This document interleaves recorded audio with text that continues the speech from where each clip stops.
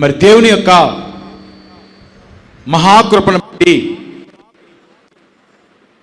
మరి దేవుడు మనల్ని ఆయన రెక్కల కింద ఆశ్రయనిస్తూ అనునిత్యము మరి క్షేమకరమైన జీవితాన్ని, ఆశీర్వాదకరమైన జీవితాన్ని దేవుడు మనకు ప్రసాదించి నడిపిస్తూ ఉన్నాడు. కాబట్టి దేవుడి దగ్గర మనం ఎలా ఉంటే దీవెనకరంగా ఉండగలం? మరి దేవుడు నమ్ముకుంటే మనం సరిపోతుందా? కొంతకాలం దేవుని సన్నిధిలో మరి మనం చూస్తూ ఉంటాం కదా, ఒక 7 వారాలు 8 వారాలు చాలా భక్తిగా వస్తూ ఉంటారండి. దానికి చాలా నియమాలు ఉంటూ ఉంటాయి. పైన పడుకోకూడదు, కింద పడుకోకూడదు, కూర్చోకూడదు, నీసు తినకూడదు. మరి చాలా నియమాలు పెట్టుకుని మనం దేవుడి సన్నిధికి మరి 6 వారాలు 7 వారాలు 21 వారాలు అలా కూడా వస్తూ ఉంటాం. మరి అయితే ఎంతవరకు మనం దేవుడి దగ్గర ఉండాలి? ఎంతవరకు ఉంటే దేవుడి దగ్గర మనకు ఆశీర్వాదం ఉంటుంది? ఎంతవరకు మరి దేవుని సన్నిధిలో మనం నడిస్తే మరి దేవుని ఆశీర్వాదం మనకు ఉంటుంది అనుకున్నప్పుడు మనం ఉదయకాలం చదువుకున్నాం. 1 సమూయేలు గ్రంథము 13వ అధ్యాయం 14వ వచనంలో దేవుడు చెప్తున్నాడు, ఇదిగో నేను ఒక అతన్ని కనుగొన్నాను, అతడు ఎలాంటి వాడంటే నా హృదయానుసారుడు, నా మాట వినేవాడు. అతన్ని నేను ఏర్పరచుకున్నాను.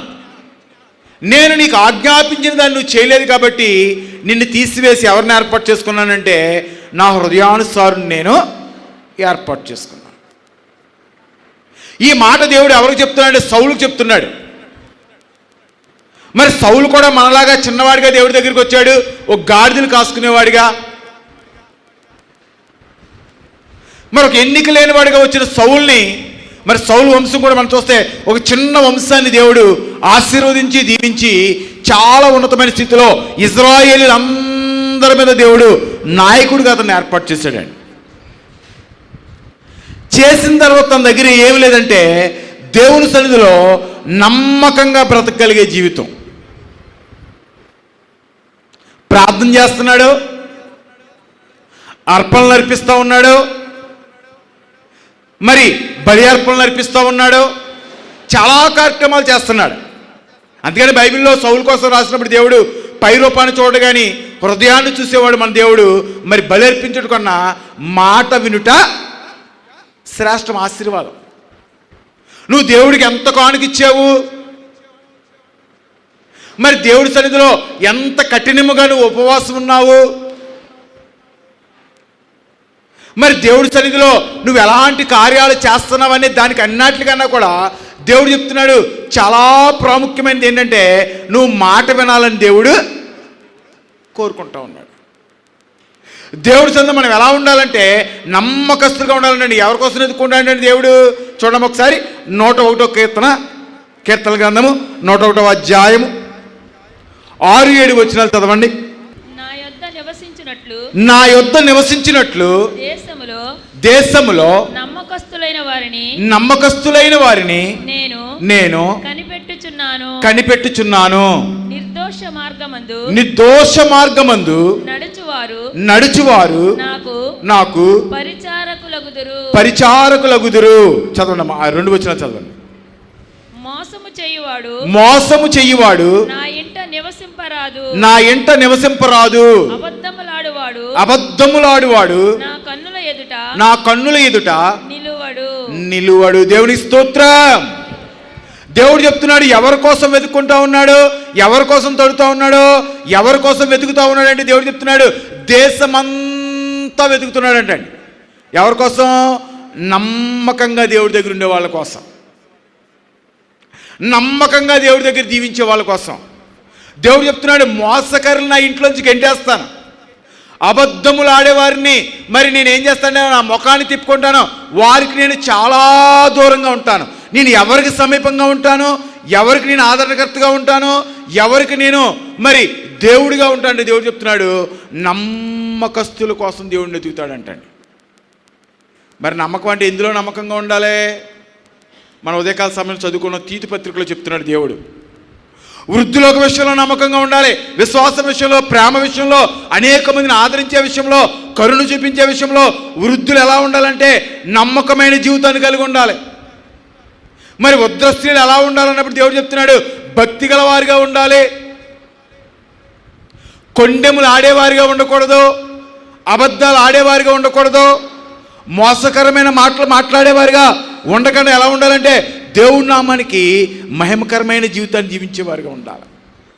యవనస్తులు చెప్తున్నాడు, యవనస్తుల వల్ల నా నామానికి అవమానం రాకున్నట్లు మీరు యవన కాలంలో దేవుని మీద ఆధారపడి దేవుని మీద నిరీక్షణ కలిగి దేవుని మాట ప్రకారంగా మీరు బ్రతికినప్పుడు దేవుని నామానికి మహిమకరంగా జీవిస్తారు. కాబట్టి నమ్మకంగా ఉండటం అంటే దేవుడి విషయంలో ఒక్క విషయంలో నమ్మకంగా ఉంటే సరిపోద్దా? నమ్మకంగా ఉన్నప్పుడు మనకి ఏమవుతుందండి? మత్తయి సువార్త దేవుడు చెప్తున్నాడు 25వ అధ్యాయంలో, బలా నమ్మకమైన మంచి దాసుడా, నువ్వు చిన్న దాని మీద నమ్మకంగా ఉన్నావు, నీకు ఇచ్చిన చిన్న పనిలో నువ్వు నమ్మకంగా ఉన్నావు, నీకు ఏ పని అయితే ఇచ్చానో ఏదైతే ఇచ్చానో దాంట్లో నీవు నమ్మకమైన జీవితాన్ని జీవించావు కాబట్టి దేవుడు చెప్తున్నాడు, నిన్ను అనేకమైన వాటి మీద అధికారిగా మారుస్తాను. మరి దేవుడి సౌలును తీసివేసి దావీదుని ఆశీర్వదిస్తానికి, ఈ సౌలును పక్కన పెట్టి మరి దావీదుని దేవుడు దీవిస్తానికి, దావీదుని దేవుడు వాడుకుంటానికి గల కారణము, దావీదు తన కుటుంబ జీవితంలో, దేవుడి దగ్గర తన బ్రతికే జీవితంలో ఒక చోట ఉంటుంది చూడండి ఒకసారి. అక్కడ 1 సమూయేలు గ్రంథము 22వ అధ్యాయం 14వ వచనం చదవండి ఒకసారి. అబీమెలెకు రాజా రాజునకు అల్లుడై నమ్మకస్తుడై ఆలోచనకర్తై ఈ నగరిలో ఘనత వహించిన దావీదు వంటి వాడు నీ సేవకులందరిలో ఎవడున్నాడు? దేవుని స్తోత్రం. అబీమెలెకు చెప్తున్నాడు, సౌలుతో చెప్తున్నాడు. ఎందుకంటే సౌలు తౌరుతూ ఉన్నాడు, సౌలు దావీదుని ఇబ్బంది పడతా ఉన్నాడు. దాన్ని బట్టి చెప్తున్నాడు, ఇదిగో నీ సేవకుల్లో ఉన్నాయి, నీ కుటుంబంలో ఉన్నాయి, మరి నీకు ఇచ్చిన సమస్తములో దావీదు ఎలా ఉన్నాడంటే నమ్మకమైన వాడిగా, రాజ్యం అంతట్లో కూడా నమ్మకమైన వాడిగా. మరి దావీదుని దేవుడు హెచ్చిస్తానికి, మరి దావీదుని దేవుడు దీవిస్తానికి, దావీదుని దేవుడు గొప్పవాణి చేస్తానికి గల కారణము, దావీదు ఎలాంటి జీవితాన్ని కలిగి ఉన్నాడంటే నమ్మకమైన జీవితాన్ని కలిగి ఉన్నాడు. ఈ రోజుల్లో ప్రపంచంలో మనకి దొరకంది ఏదైనా ఉందంటే చాలామంది ఎక్కడ ఉండమండి, మన ఉద్యోగంలో నమ్మకస్తులుగా ఉండం, మనకిచ్చిన భార్య యందు మనం నమ్మకస్తులుగా ఉండం. దేవుడు చెప్తున్నాడు స్త్రీలు ఎలా ఉండాలి.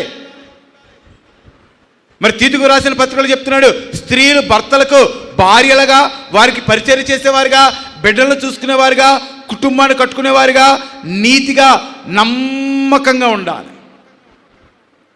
ఇలా చాలామంది కుటుంబాల్లో మనం చూసినప్పుడు భార్య యందు భర్త నమ్మకంగా జీవించట్లేదు, భర్త యందు భార్య నమ్మకంగా జీవించట్లేదు. ఇలా చాలా కుటుంబాల్లో మనం చూస్తున్నప్పుడు పిల్లల తల్లిదండ్రులు యందు నమ్మకమైన జీవితాన్ని కలిగి ఉండట్లేదు. అలా మనం మోసకరమైన జీవితాన్ని జీవించినప్పుడు దేవుడు చెప్తున్నాడు, దేవుడు మనకి దూరం అయిపోతాడంటండి. అందుకని అన్నాడు సౌలు, నేను బలిస్తున్నాను. మరి సౌలు చెప్తున్నాడు, మరి ఎన్నో అనేకమైన మాటలు చెప్తున్నాడు, కానీ దేవుడు చెప్తున్నాడు వాటి అన్నిటికన్నా కూడా నువ్వు మాట వినుట శ్రేష్టము. దేవుని మాట నమ్మకం అంటే ఏంటండి? ఇప్పుడు మేము దేవుడిని నమ్ముకున్నామండి, బొట్టు తీసేస్తాం, మేము నమ్ముకున్న దానికి గుర్తండి. ఇప్పుడు నాలాంటి వాళ్ళు చెప్తామండి, మేము దేవుడిని నమ్ముకున్నాం, ఇక మీదట కలర్ బట్టలు వేసుకోమండి, వైట్ అండ్ వైట్ వేసుకుంటాం, అది మేము దేవుడిని నమ్ముకున్న దానికి, నమ్ముకున్నాం అన్నదానికి గుర్తు.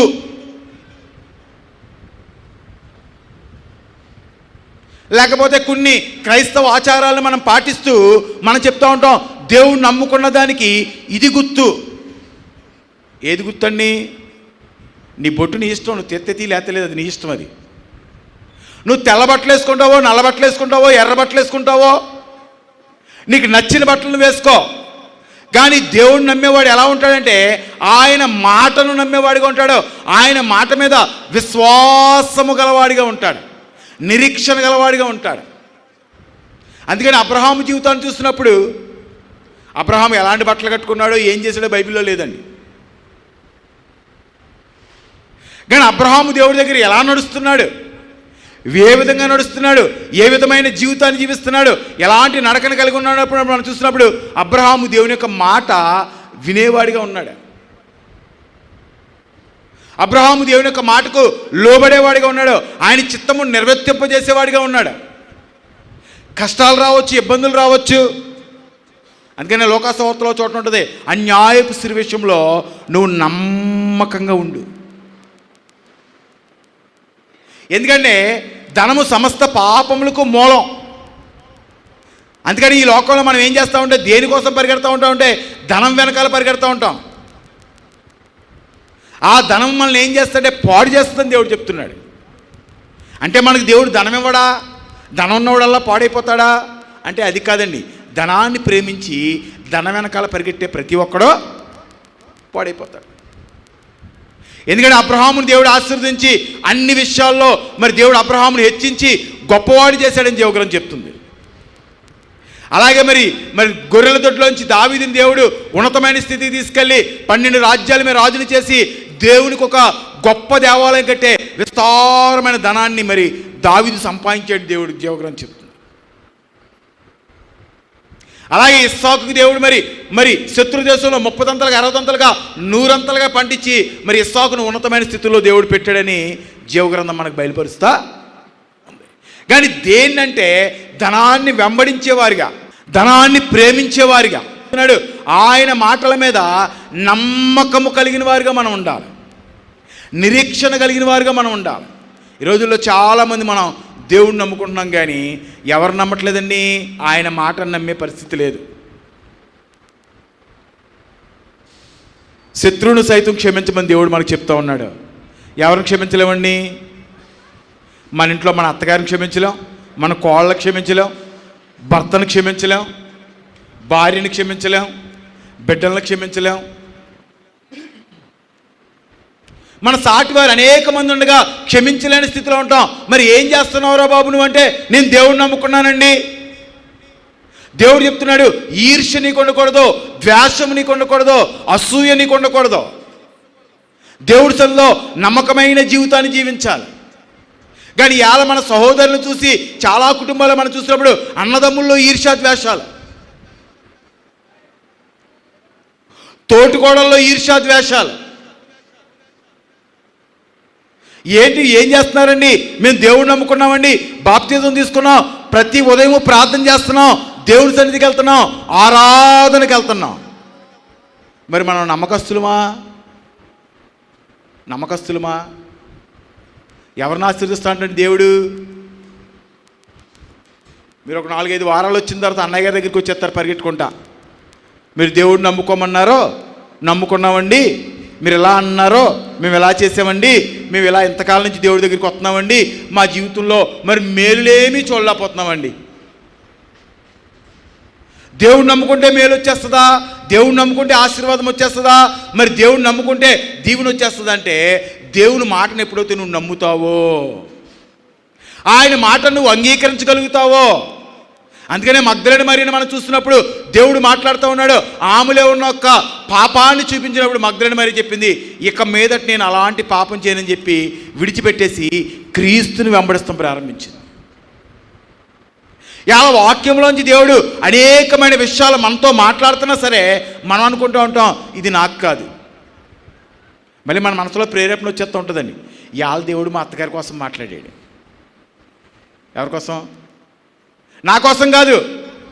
దేవుడు ఇవాళ మరి టెర్రస్ నుంచి బాగా మాట్లాడాడు. ఎవరికి ఇచ్చాడు? మా ఆయనకి బాగా ఇచ్చాడు. ఎవరి కోసం కాదు.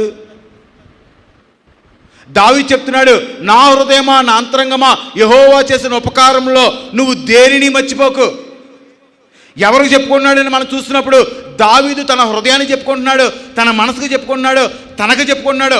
దేవుడు చేసిన దాన్ని దేని నువ్వు మర్చిపోకు. ఇలా చాలామంది మన వాక్యమిని ఈ వాక్యం మనకు కాదేమో అనుకుంటాం. కానీ దేవుడు చెప్తున్నాడు నమ్మకస్తుల కోసమైనా వెతుకుతూ ఉన్నాడంటండి. నమ్మకస్తుల కోసమైనా మరి ఆ దేశంలో అత్యున్నతమైన స్థితిలో వారిని నిలబెడతాం కోసం దేవుడు ప్రయత్నం చేస్తూ ఉన్నాడంట. కానీ దేవుని సన్నిధిలో మనం ఎప్పుడైతే అబద్ధికులుగా ఉంటామో, దేవుని సన్నిధిలో మనం ఎప్పుడైతే మరి దేవునికి వ్యతిరేకమైన కార్యాలు చేసేవారుగా మనం ఉంటామో ఏం పొందుకోలేమండి? పొందుకోలేం. సౌలుకు కూడా చెప్పాడు దేవుడు, సౌలా నీ తరతరాలు ఆశీర్వాదకరంగా ఉంటాయి, సౌలా నీ తరతరాలు మరి ఇజ్రాయేల్ మీద మీరు రాజులుగా ఉంటారు. ఇదిగో అదే దేవుడు చెప్తున్నాడు, ఇదిగో నా హృదయానుసారి కనపడ్డాడు, నువ్వు దేవునికి వ్యతిరేకమైన కార్యాలు చేస్తావు, నా సన్నిధిలో నువ్వు నమ్మకమైన జీవితాన్ని జీవించలేకపోయావు కాబట్టి నీ రాజ్యాన్ని వేరే వాడికి ఇచ్చేస్తున్నాను, నేను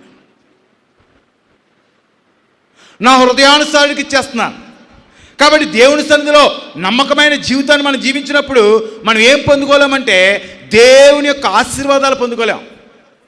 అందుకని మరి ఆ మోషే కోసం దేవుడు రాసినప్పుడు చెప్పాడు, ఇతడు నా ఇల్లంతట్లో నమ్మకమైన వాడు, నిరీక్షణ కలిగిన వాడు. ఎందుకు చెప్పాడు దేవుడు ఆ మాట? ఇజ్రాయెల్ని మరి 6 లక్షల కాలువలను మనం చూసి వారందరూ దేవుడిని వెంబడిస్తూ ఉన్నారు, దేవుడితో పాటు వస్తూ ఉన్నారు, దేవుడితో పాటు నడుస్తూ ఉన్నారు, అనేకమైన సూచక్రియలు చూశారు, అనేకమైన మహత్కార్యాలు చూశాడు, దేవుడు వారి పక్షాన నిలబడి ఉండటం చూశారు. కానీ వారి హృదయాలు ఎక్కడ ఉన్నాయండి? సంఖ్యాకాండం 11:5 చదువుకుంటే వాళ్ళు చెప్తున్నారు, ఐగుప్తు దేశంలో ఉన్న ఏం బాగున్నాయంటండి? కీరకాయలు బాగున్నాయంట, ఉల్లిగడ్డలు బాగున్నాయంటండి, ఏం బాగున్నాయంటండి? అక్కడ ఉన్న చేపలు చాలా బాగున్నాయంట. ఏం కాదు వాళ్ళు, ఎవరు కదండి వాళ్ళు? నమ్మకస్తులు. మరి ఎవరు నమ్ముకున్నారండి వాళ్ళు? ఎవరు నమ్ముకున్నారు? యెహోవా దేవుడిని నమ్ముకున్నారు. వారి మధ్యన మనం చూసినప్పుడు మేఘస్తంభం ఉంది, అగ్నిస్తంభం ఉంది. మోషే లాంటి గొప్ప దేవునితో ముఖాముఖిగా మాట్లాడే దైవజనుడు వారు నడిపిస్తూ ఉండగా, ఆయన దగ్గర వారు నడుస్తూ ఉండగా వారి హృదయాలన్నీ ఎక్కడున్నాయంటే ఐగుప్తు దేశంలో ఉన్నాయి, ధనం మీద ఉన్నాయి. వారి హృదయాలన్నీ ఎక్కడున్నాయంటే ఆహారం మీద ఉన్నాయి. వారి హృదయాలన్నీ ఎక్కడున్నాయంటే లోకము వైపు తడువులాడుకుంటూ ఉన్నాయి. అందుకని దేవుడు చెప్తున్నాడు, ఇదిగో మోషే నా ఇల్లంతట్లో కూడా నమ్మకమైన వాడు, దేవుని యందు నిరీక్షణ కలిగిన వాడు. అందుకనే మారా అనే చేదు అనుభవం దొరికినప్పుడు వాళ్ళందరూ కూడా చెప్తున్నారు, దేవుడి మీద తిరుగుబాటు చేసేవారుగా. అప్పుడు దాకా పాటలు పాడారండి, అప్పుడు దాకా యెహోవా మా బలమా నువ్వు చాలా బలవంతుడివయ్యా అన్నారండి. అప్పుడు దాకా కూడా దేవుణ్ణి గణపరుస్తూ ఉన్నారు, అప్పుడు దాకా కూడా దేవుణ్ణి మహిమపరుస్తూ ఉన్నారు. 3 రోజులు షూర్ అనే అరణ్యములో చిన్న కరువు వచ్చేటప్పటికి వాళ్ళందరూ ఏం చేస్తున్నారండి? తిరుగుబాటు చేస్తున్నారు, తిరుగుబాటు చేస్తున్నారండి. ఎక్కడ నమ్మకంగా ఉండలేకపోతున్నారు?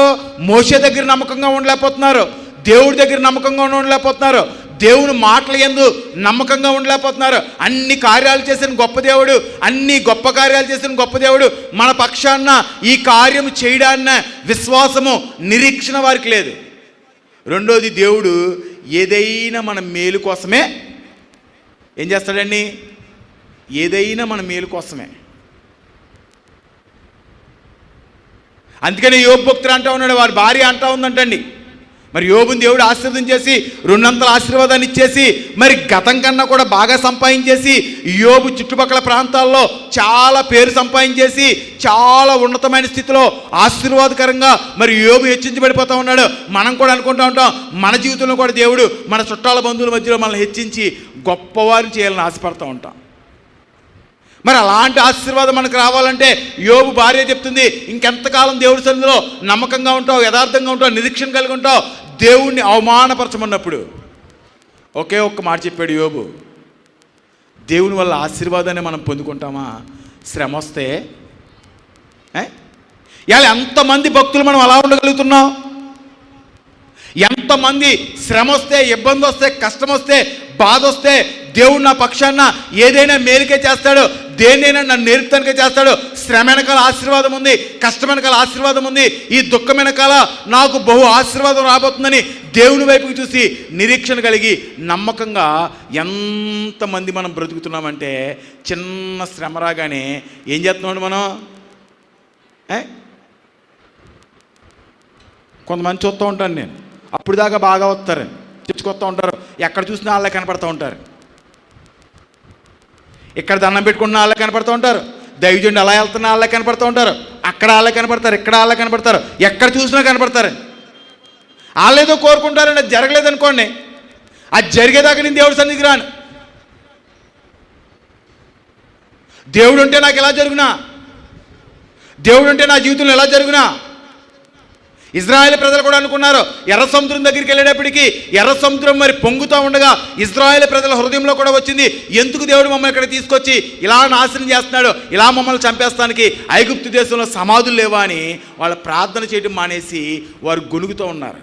కానీ దేవుని యొక్క ఆలోచన ఏం ఆలోచన అండి, ఇంకెప్పుడు కూడా ఐగుప్తీయులు ఎవరిని తరవకూడదంటండి, ఇజ్రాయిల్ తరవకుండా సముద్రంలో వారిని ముంచుతానికి దేవుడు ఎర్ర సముద్రం దగ్గరికి తీసుకొచ్చాడు. మనం అనుకుంటా ఉంటాం మన జీవితంలో, నాకే ఎందుకు ఈ శ్రమ, నాకే ఎందుకు ఈ కష్టము, నాకే ఎందుకు ఈ ఇబ్బంది. ఎలా ఉండలేమంటే దేవుడి సన్నిధిలో నమ్మకంగా మనం ఉండలేం.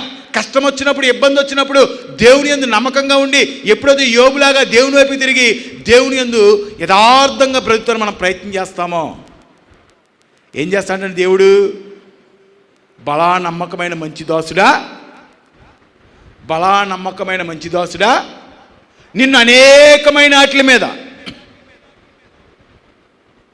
దేవుడు దేనికైతే మనల్ని ఏర్పాటు చేసుకున్నాడో, దేనికైతే మనల్ని పిలిచాడో, ఏదైతే దేవుడు మనకిచ్చాడో దాని యందు నమ్మకంగా ఉండాలి.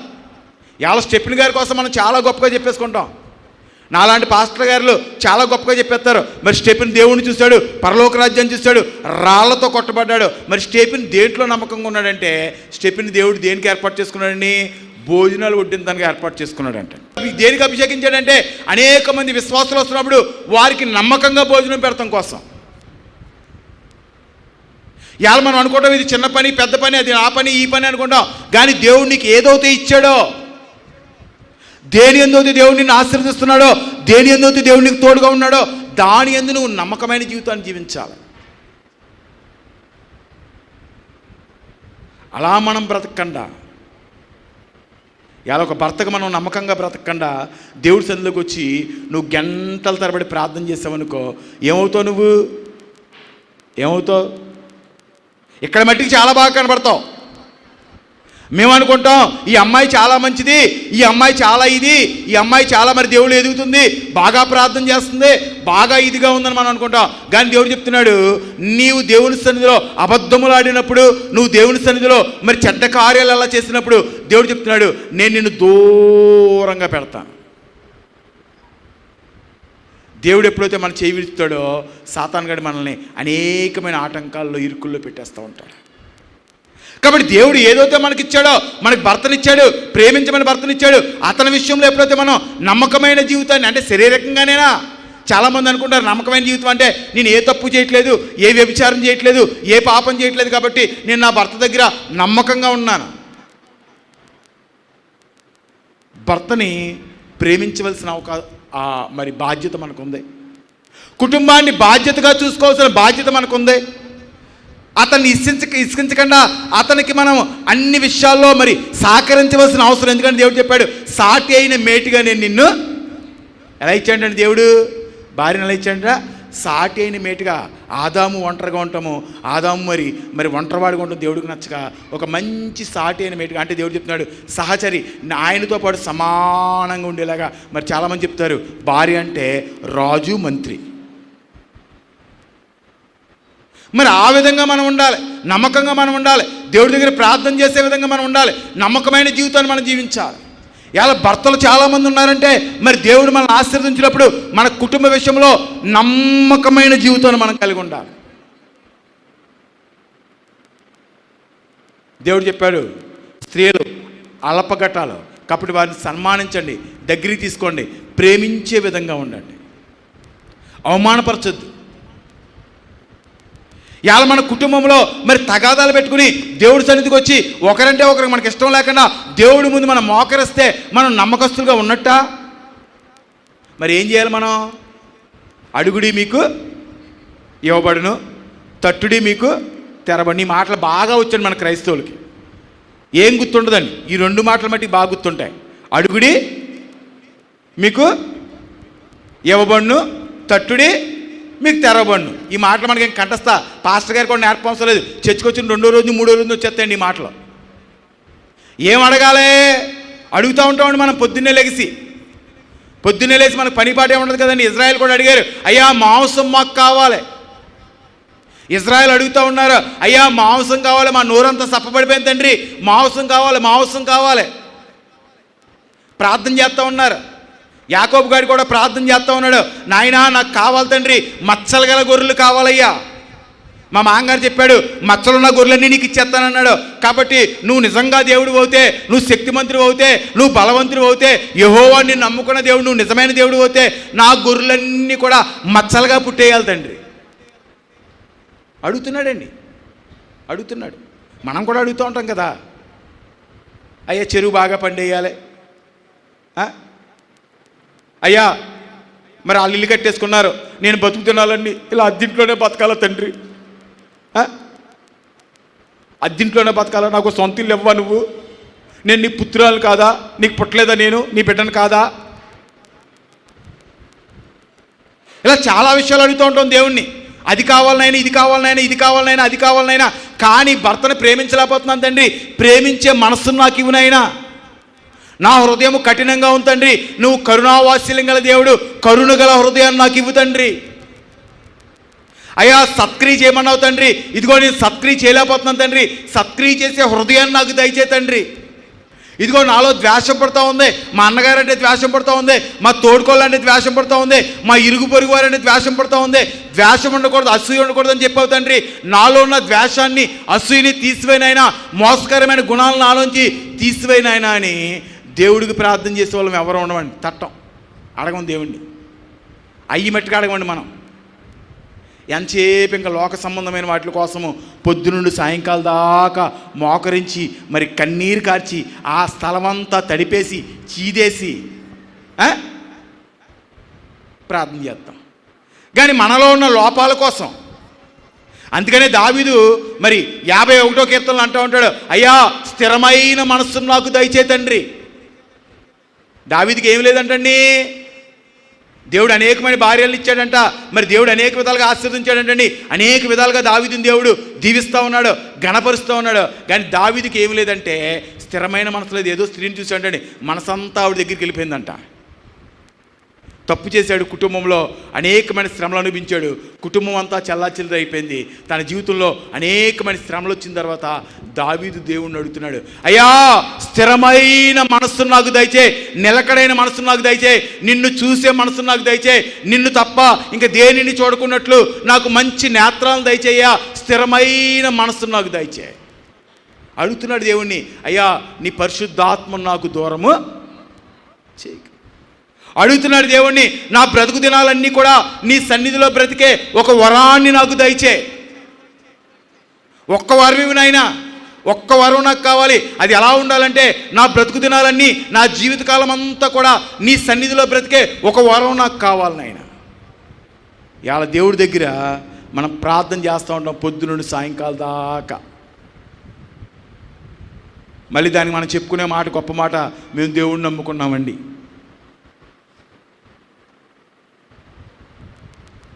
ఒకవేళ నీ మీద అనేకమైన వాగ్దానాలు ఉండొచ్చు, నాలాంటి వాడు ఎవడో ఒకటి ప్రవచించేయచ్చు, లేకపోతే ఎవరి దగ్గరికి వెళ్ళినప్పుడు చెప్పచ్చు నువ్వు ఎలా అయిపోతావు అలా అయిపోతావు అని చెప్పచ్చు. కానీ ఎప్పుడైతే నువ్వు దేవుని మాట వినలేని పక్షంలో ఉంటావో, చూడండి ఒకసారి పొద్దున్న చదివిన వాక్యం ఒకసారి చదవండి. ఎక్కడ 1 సమూయేలు గ్రంథం 13వ అధ్యాయం 14వ వచనం చదవండి ఒకసారి. యెహోవా తన చిత్తానుసారమైన మనస్సు గల ఒకని కనుగొని ఉన్నాడు. నీకు ఆజ్ఞాపించిన దానిని నీవు గైకొనకపోతివి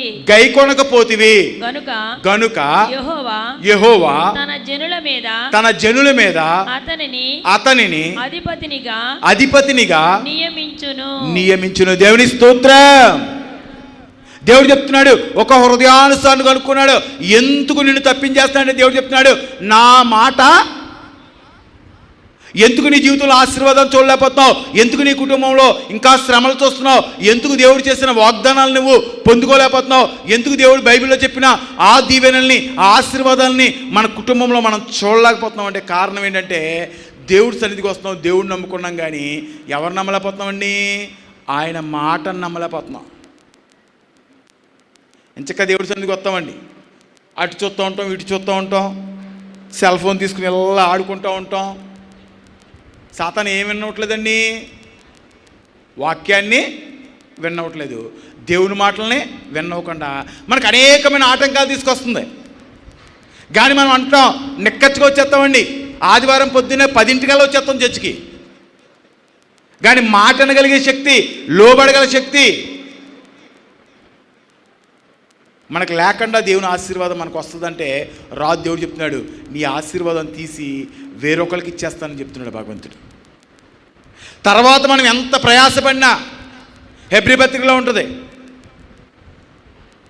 యాసావు ఆశీర్వాదాన్ని పోగొట్టుకుని కన్నీటితో దానికోసము ఎంత వెతికినా తనకు ఆశీర్వాదం రాలేదంట.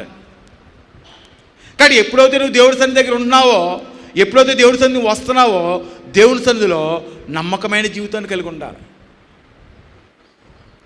నమ్మాలి దేవుణ్ణి. నీకు కష్టం వచ్చిందా?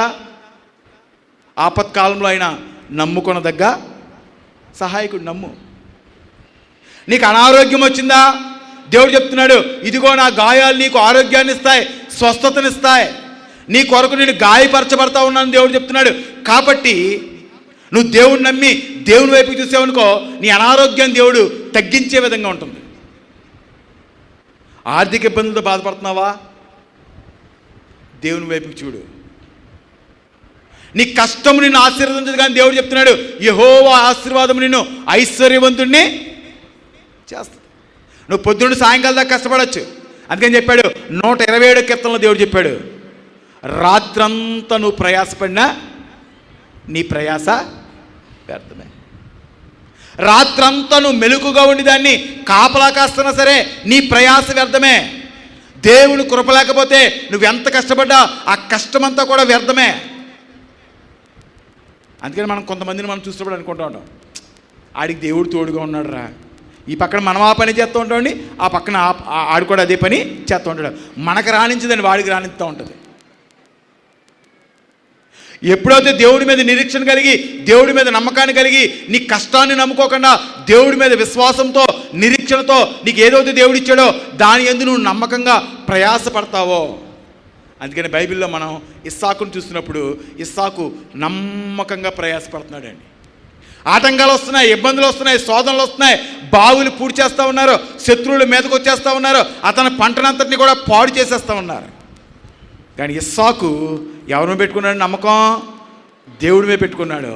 దేవుడి మీద నిరీక్షణ కలిగిన వాడిగా నడుస్తూ ఉండగా దేవుడు చెప్తున్నాడు, శత్రు దేశంలో 30 దంతలుగా, 60 దంతలుగా, 100 అంతల పంట కోసి ఆశీర్వాదకరంగా ఉన్నాడంట. దానికి గల కారణము ఇస్సాకు ఎవరు నమ్ముతున్నాడంటే దేవుడి మీద నమ్మకాన్ని. ఇవాళ నీ కుటుంబంలో ఐక్యత లేకుండా సమాధానం లేని పరిస్థితి ఉందా? దేవుని వాక్యాన్ని నువ్వు నమ్ము, దేవుని వాక్యాన్ని ప్రకారంగా నువ్వు లోబడు. నీ కుటుంబంలో ఉన్న కలతల్ని, చింతల్ని, అంధకార దురాత్మలు దేవుడు బంధించి మీ కుటుంబాలకి సఖ్యతనిచ్చి దేవుడు ఆశీర్వదిస్తాడు. కానీ మేము దేవుడు నమ్ముకున్నామండి, దశంభాగాలు కరెక్ట్గా ఇచ్చేస్తున్నామండి, మేము దేవుడు నమ్ముకున్నామండి, ప్రతి ఆదివారము కరెక్ట్గా వెళ్ళిపోతామండి, మేము బాప్తిజం తీసుకున్నామండి, మేము ఇలా ఉన్నామండి, అలా ఉన్నామని దేవుడి ముందు నువ్వు ఎన్ని గీతలు పెట్టినా అవన్నీ కూడా నమ్మకంతో దేవుడు చూసినప్పుడు అవన్నీ కిందకి వెళ్ళిపోతాయండి. నువ్వు నమ్మాలి, దేవుడి మాటను నమ్మాలి. అందుకని మనం ఎక్కడ హెబ్రీ పత్రిక 11:11 అంటాడు దేవుడు, విశ్వాసం లేకుండా నాకు ఇష్టడే ఉంటా అసాధ్యము, దేవుడి దగ్గరికి వచ్చిన వాడికి ఫలమిస్తానన్న నమ్మకము ఉండాలి. దేవుడు నన్ను ఆశీర్వదిస్తాడు, దేవుడు నన్ను దీవిస్తాడు, దేవుడు నన్ను విడిపిస్తాడు, దేవుడు నన్ను సద్మార్గం నడిపిస్తాడని ఎప్పుడైతే నమ్మకంగా నీ జీవితంలో ఉన్న పాపరోత జీవితాన్ని, అందుకని దేవుడు చెప్పాడు, అడవి ఒలివ మొక్కల్ని కట్ చేసేసుకోండి, ఆ రెమ్మల్ని కట్ చేసేసుకోండి. మీరు దేంతో అంటగట్టబడతారంటే క్రీస్తుతో మీరు అంటగట్టబడినప్పుడు మీరు ఫలించేవారిగా ఉంటారు. ఎప్పుడైతే నువ్వు క్రీస్తు అంటగట్టబడి దేవుడి దగ్గర నువ్వు ప్రార్థన చేస్తావో దేవుడు చెప్తున్నాడు, నువ్వేది అడిగినా నేను ఇస్తాను, నువ్వేది అడిగినా నేను నీకు ఇస్తాను. కాబట్టి దేవుణ్ణి నమ్మటం అంటే ఒకవేళ బొట్లు తీసేస్తామో, దేవుణ్ణి నమ్మటం అంటే తెల్లబట్టలు వేసుకుంటామో, దేవుణ్ణి నమ్మటం అంటే బాప్తిజం తీసుకుంటామో, దేవుణ్ణి నమ్మటం అంటే మరి క్రైస్తవ ఆచారాల్లో కొన్ని ఆచారాలు మనం పాటిస్తాం కాదు. కానీ దేవుణ్ణి నమ్మటం అంటే ఆయన మాట మీద పూర్తి విశ్వాసం గలవారిగా ఉండాలి. అందుకని ఆదికాండము 14వ అధ్యాయము 21వ వచనం మనం చూసినప్పుడు అబ్రహాం గారి దగ్గర సొదొమ రాజు అంటాడు, అయ్యా మమ్మల్ని కష్టం నుంచి విడిపించావు, బాధ నుంచి విడిపించావు, శ్రమ నుంచి విడిపించావు, మమ్మల్ని అందరినీ ఆ రాజ్యాన్ని నుంచి తీసుకొచ్చావు, కాబట్టి ఇదిగో అబ్రహామా మేము అందరం వెళ్ళిపోతాం, ఈ బంగారాన్ని ధనాన్ని అంతటిని నువ్వు తీసుకోవయ్యా అన్నాడండి. అలా మన ముందు కొద్దిగా ఏదైనా పెడితే మనం ముందే కంగారు పడిపోతామండి. ఇప్పుడు పొరపాటుని ఇప్పుడు అన్నయ్య గారు 4 పొట్లాలు అక్కడ పెట్టి ప్రసాదం పంచి పెడుతున్నారు అనుకోండి, ఒకవేళ 10 చీరలు బయటెట్టి ఇలా చూస్తున్నారు అనుకోండి, ఒక్కళ్ళని కూర్చోండి అక్కడ, ఒక్కళ్ళు ఉండవు, ఒక్కళ్ళు కూడా అక్కడ ఉండవు, ఒక్కళ్ళు కూడా కూర్చోరు. ఇదిగో అబ్రహాం చెప్తున్నాడు, సొదొమ రాజు అంటా ఉన్నాడు, ఇదిగో బంగారాన్ని ధనాన్ని నువ్వు తీసుకోవయ్యా అన్నప్పుడు అబ్రహాం అంటున్నాడు, ఒకవేళ సొదొమ రాజా రేపొద్దున అబ్రహామును బాగు చేసింది నేనే అంటావేమో, నీ ధనములో నుంచి ఒక చెప్పులు వారైనా నాకు వద్దు, నన్ను బాగు చేయగల దేవుడు, సామర్థ్యం గల దేవుడు నా పక్షాన ఉన్నాడు. ఆ నమ్మకం నీకుందా? ఆ నిరీక్షణ నీకుందా? మరి అతను ఏకైక కుమారుని దేవుడు అడిగినప్పుడు అని మనం అయితే అనేకమైన కష్టాలు, మన అనేకమైన దుఃఖం పెడతాం, కానీ ఆయన ఏకైక కుమారుని దేవుడు అడిగినప్పుడు మరి కుమారుని అర్పించేటప్పుడు ఆయన అనుకున్నాడు ఏంటండి, మృతులను సైతము లేపగల సామర్థ్యము గల దేవుడనే విశ్వాసంతో నమ్మకంతో తన కుమారుని బలి ఇవ్వటానికి తీసుకెళ్ళాడు. ఇలా చాలామంది మనం ఏం చేస్తున్నామంటే దేవుడి దగ్గరికి వస్తున్నాం, దేవుడి దగ్గర ప్రార్థన చేసుకుంటున్నాం, మన అనేకమైన విషయాలు దేవుడు నమ్ముకోగానే ఇంట్లో చాలా మార్పులు చేసేస్తామండి. ఆ ఫోటోలు తీసేసి వెంటనే వాక్యాలు పెట్టేసి రకరకాల మార్పులు చేస్తాం. వీటిలన్నిటికన్నా కూడా దేవుడు చెప్తున్నాడు, దేవుని సన్నిధిలో నమ్మకంగా ఉండాలంట. నమ్మకస్తుల కోసం ఎవరిని వెతుకుతున్నారంటండి? దేవాది దేవుడు వెతుకుతూ ఉన్నాడంట. వాళ్ళని ఏం చేద్దామని? మరి బలా నమ్మకమైన మంచి దాసుడా, నిన్ను అనేకమైన వాటి మీద అధికారిగా మారుస్తాను. కాబట్టి దేవుడు చెప్తున్నాడు, అడుగుడి అడుగుడి మీకు ఇవ్వబడును, తట్టుడి మీకు తెరవబడును, విస్తారమైన పరిశుద్ధాత్మను నేను మీ మీద కుమ్మరింప చేస్తాను. ఏ విషయంలో అడగాలి దేవుడు? మనం ఏమడగాలి? కానీ ఏం ప్రార్థన చేద్దామండి? ఏం చేద్దాం? అయ్యా మా ఆయన గారు చాలా నలిగిపోతున్నారు, మరి ఈసారైనా చెరువు కాసేయాలి తండ్రి. ఏం ప్రార్థన చేద్దాం? వస్తే నిలబడుతుందా? ఒకవేళ సంపాదించేసాడు నిలబడిపోద్దండి. లోతు సంపాదించేసాడు, చాలా సంపాదించాడు, నిలబడ్డదా? ఒకవేళ నువ్వు వచ్చేసుకెళ్ళి ఒకవేళ డబ్బు సంపాదించవచ్చు. ఎందుకంటే యోధా చాలా సంపాదించేసాడండి, సంచులు వేసుకున్నాడు. ఆఖరికి మరి పిచ్చోడు ఏం చేశాడండి, దేవుడిని కూడా అమ్మేసుకున్నాడు. ఆడు సంపాదించాడు, మరి నడిమికి పడి పొట్ట పగిలి పేగులు బయటకు వచ్చి చచ్చాడు ఉందని బైబిల్లో. అదిగో యేసును మాత్రం నమ్మి, యేసును మాత్రం విశ్వసించి, యేసు మార్గంలో నడిచిన పేతురు ముందు అనేక మంది విస్తారమైన ధనాన్ని తీసుకొచ్చి ఆడబెడుతున్నారు. పేతురు అన్నాడు, ఇవన్నీ నాకొద్దు, యేసునామమున మాత్రమే నేను నమ్ముతాను. ఎప్పుడైతే దేవుని నమ్ముతావో, దేవుని వెంబడిస్తావో, దేవుడు చెప్తున్నాడు అన్ని విషయాల్లో నేను దీన్ని దీవిస్తాను. కానీ నువ్వు దేవుని విడిచిపెట్టి లోక సంబంధమైన వాటి మీద నమ్మకం పెట్టుకుని, విశ్వాసం పెట్టుకుని క్రైస్తవ జీవితంలో నువ్వు ఎంతకాలం వెళ్ళినా దేవుడు చెప్తున్నాడు, నేను నీకు దూరంగా అయిపోతాను. ఇజ్రాయేల్కి ఎప్పుడైతే దేవుడు దూరంగా అయిపోతాం ప్రారంభించాడో, ఎడారిలో వారిని పాములు కట్ చేస్తాం ప్రారంభించినాయి, ఎడారిలో వాళ్ళు రాలిపోతాం ప్రారంభించారు, ఎడారిలో వారి జీవితాలు అంతమైపోతాం ప్రారంభించినాయి. కానీ ఎప్పుడైతే నువ్వు దేవుని వైపు చూసేవాడుగా ఉంటావో, అందుకని దేవుడు చెప్తున్నాడు, నేను నా హృదయానుసారుడికి అంతా ఇచ్చేస్తున్నాను. కాబట్టి ఎప్పుడైతే నీ హృదయాన్ని దేవుని వైపు చూసుకుని దివారాత్రులు ఆయన వాక్యాన్ని ధ్యానించి ఆయన మాటల ప్రకారంగా నువ్వు బ్రతకాలని ఆశపడతావో, కాబట్టి ఈ కానించి ప్రతి ఉదయం మనం తలుపు తట్టాలి దేవుడి దగ్గర. ఏమడగాలండి? దావీదు అడుగుతున్నాడు, అయ్యా నా రక్తాపరాధాలను క్షమించు తండ్రి, అయ్యా నీ రక్షణ ఆనందాన్ని నాకు దూరం చేయకయ్యా, అయ్యా నీ పరిశుద్ధాత్మను నాకు దూరం చేయకయ్యా, అయ్యా నాలో ఒక స్థిరమైన మనసు. ఒకప్పుడు యాకోబు ప్రార్థన చేశాడు గొర్రెలు కావాలని, అదే యాకోబు దేవుడి దగ్గర ప్రార్థన చేస్తున్నాడు. నడుము జారిపోయినా, ఇబ్బంది వచ్చినా, కష్టం వచ్చినా, దుఃఖం వచ్చినా మరి దేవుడు పాదాలు పట్టుకుని అడుగుతున్నాడు, అయ్యా నువ్వు నన్ను విడవద్దు, నా చేయి విడవద్దు, నీవు ఆశీర్వదిస్తేనే. ఎప్పుడైతే దేవుడి నామాన్ని గట్టిగా పట్టుకుని నువ్వు ప్రార్థన చేస్తావో, నీలో ఉన్న అపరాధాలను విడిచిపెడతావో, నీలో ఉన్న పాపాలని, దేవునికి వ్యతిరేకమైన కార్యాలను ఎప్పుడైతే తుడిచిపెట్టి దేవుని సన్నిధిలో నమ్మకంగా నువ్వు బ్రతుకుతావో, దేవుడు చెప్తున్నాడు దేశంలో ఉన్నతమైన స్థితిలో నిన్ను నిలబెట్టి ఆశీర్వదిస్తాను దేవుడు చెప్తున్నాడు. కాబట్టి అటువంటి గొప్ప ఆశీర్వాదాలు, అట్టి గొప్ప దీవెనలు, అట్టి నమ్మకమైన జీవితాన్ని, అట్టి ఆత్మాభిషేకాన్ని దేవుడు మన మీద కొమ్మరింప చేయునుగాక. ఆమేన్. మహిమ కలవడనాయి, సమాధానకర్తనాయి, నిత్యుడనాయి, యుగ యుగాలు ఏకరీతిగా ఉన్నవాడనాయి ఇప్పుడు మీతో ఉన్నాను. మిమ్మల్ని నా నామం పేరట కనపరచడానికని, మిమ్మల్ని నామం పేరట ఉన్నతమైన కృపాక్షమ ప్రభావాలు కలిగించడానికని అబ్రహాంకి ఇచ్చిన వాగ్దాన ప్రకారం మీ వంశాలు, మీ తరాలు, మీ యొక్క మరి కుటుంబాలు నిత్యము ఆశించడానికి అంగీకరిస్తూ ఉన్నాను. ఇది మొదలుకొని మితిలేని కృపాక్షేమ ప్రభావాలు కలుగుండి జీవితకాలం అంతా కూడా నా మహిమ, నా ప్రభావం, నా కృప కలుగుండి భూలోకంలో నీతిమంతులై యథార్థపరులై యుగ యుగాలు క్షేమాన్ని కలుగుందిరుగాక. ఆమేన్. జీవముగలతానికి 2 వందనాలండి. మీ అందరికీ నా ప్రియవందనాలు చెల్లిస్తున్నా. అనుకుంటున్నారు వారం రోజుల నుంచి చావగొడిసడ పడుకుని మరి ఇప్పుడేమో కొడుకు ఎక్కాడు, కొడుకు సాగొట్టాడు. సాధారణంగా నేను కూడా అలాగే అనుకుంటాను. వాక్యం మొదలుపెట్టేటప్పటికి నాకు ఎనలేని బాధ వచ్చేస్తూ ఉందండి. ఏంటి గోళ అనిపిస్తున్నా. అలాగే మీకు కూడా ఇంక వదలడేమో అనిపించింది. మీకు వెంటనే ముగించేస్తానండి. ఒక సందేశం ఉంది, మరి దేవుడిచ్చిన ఆశీర్వాదం మీకు చెప్పాలి. నేను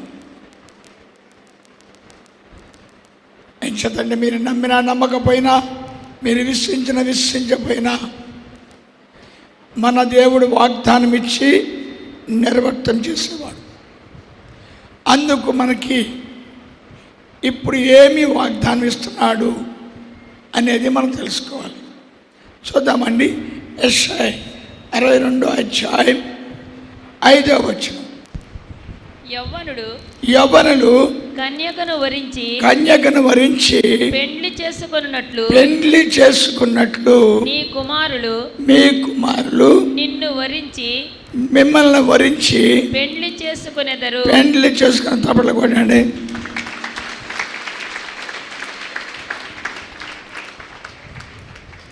సాధారణంగా మీరందరూ కూడా వివాహాలు చేసుకున్న వాళ్ళే.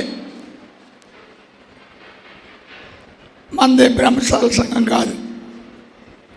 అయితే ఈ వివాహం అనే అనుబంధం విడివిడిగా ఉన్నవారు ఏకస్తులుగా, విడివిడిగా ఉన్నవారు ఒకరినొకరు వెంబడించుకుంటూ జీవించడమే వివాహ బంధం. ఇందులో వాళ్ళకి కొన్ని డ్యూటీలు ఉంటాయి. దేవుడు కొన్ని డ్యూటీలు చెప్పాడు. భార్య ఏమో ఇల్లు చూడాలి, పిల్లల్ని చూడాలి, భర్తను చూడాలి. భర్త ఏమో కష్టపడాలి, ఇంటిని పోషించాలి. అది భర్త డ్యూటీ అని దేవుడు చెప్పాడు. అంచేత వాళ్ళిద్దరూ కూడా ఒకే దృక్పథం, ఒకే గూట్లో ఉంటారు. ఆ ఇంటిని పరిరక్షిస్తూ ఉంటారు. ఒకళ్ళ భావాలు ఒకళ్ళు, ఒకళ్ళ ఆలోచన ఒకళ్ళు, ఒకళ్ళ ఉద్దేశాలు ఒకళ్ళు తెలుసుకుని ఒకరినొకరు ప్రేమించుకుంటూ ఉంటారు. అదే వివాహంలో ఉన్న అనుబంధం. అది మీకు అందరికీ తెలుసు. ఇక్కడ తెలియని వాళ్ళు కాదు. మీరు వివాహాలు చేసుకున్నారు, మీకు భర్తలు ఉన్నారు, మీకు భార్యలు ఉన్నారు, మీకు పిల్లలు ఉన్నారు, కుటుంబం ఉంది. ఎవడన్నా కురసన్నాసుకి ఎవరికైనా పెళ్ళి అవ్వకపోతే ఆడికి తెలియకపోవచ్చు, కురదానికి దేనికన్నా పెళ్ళి అవ్వకపోతే దానికి తెలియకపోవచ్చు, ఈ రహస్యం తెలిసిన వాళ్ళు. కానీ భక్తులు భగవంతుడు. ఇక్కడ పెండ్లి కుమార్తె పెండ్లి కుమారుని ఎలా మరి వివాహం చేసుకుందో, పెండ్లి కుమార్తె ఎలా వివాహం చేసుకుందో, భక్తుడు దేవుడిని ప్రేమిస్తాడట, దేవుడు దీవిస్తాడు. తప్పలగొడ్డు.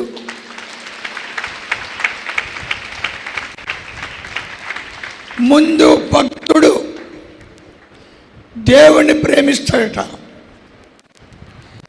దేవుణ్ణి ప్రేమించున్నాడు అని చెప్పడానికి కారణం ఏంటంటే, నా దేవుడు గొప్ప దేవుడు. చాలామంది భార్యాభర్తలు దెబ్బలాడుకుంటూ ఉంటారు. ఆయన అంతే, ఆయన అంతే అంటూ ఉంటే మూర్తిప్పి. ఎవరైనా చుట్టాల బంధువులు వచ్చినప్పుడు మా ఆయన గారు చాలా మర్యాదస్తులండి, మా ఆయన గారు చాలా ఇదైనారండి అని ఏ స్త్రీ అన్నా చెప్తుంది అనుకోండి, ఆ సంసారం ఎలా ఉందంటే 3 పువ్వులు 6 కాయలుగా ఉంది. ఆ సంసారం దేవుడు అన్నట్లుగా ఉంది. అంచేత భక్తుడు ఏమి చేయాలి అన్నప్పుడు, మీరు అందరూ స్త్రీలు, పిల్లలకు తెలియదు అనుకోండి, పిల్లలకి తెలియదు, అనుమానం. భార్య భర్తను ప్రేమిస్తుంది, ఏం చేస్తుంది?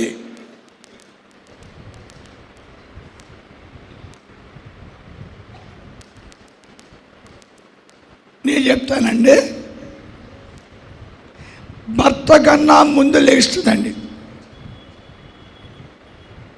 హిందూ సాంప్రదాయ ప్రకారం అయితే భర్త పాదాలకి నమస్కారం పెట్టుకుంటుందండి, తర్వాత సూత్రాల దండం పెట్టుకుంటుందండి. ఏమనుకోకండి, ఎప్పుడు చూసారో దరిద్రం అడగచ్చు. మీరు మా అమ్మగారు దండం పెట్టుకోవడం చూసానండి. లేచి గబగబా వాకలు అటు ఇటు తుడిసేసి గబా ముంగడికి వేసుకుని స్నానం చేసి ఏదో తిట్టి గబగబా టిఫిన్ చేసి వేడి కాఫీ పెట్టి చక్కగా వేడి నీళ్ళు పెట్టి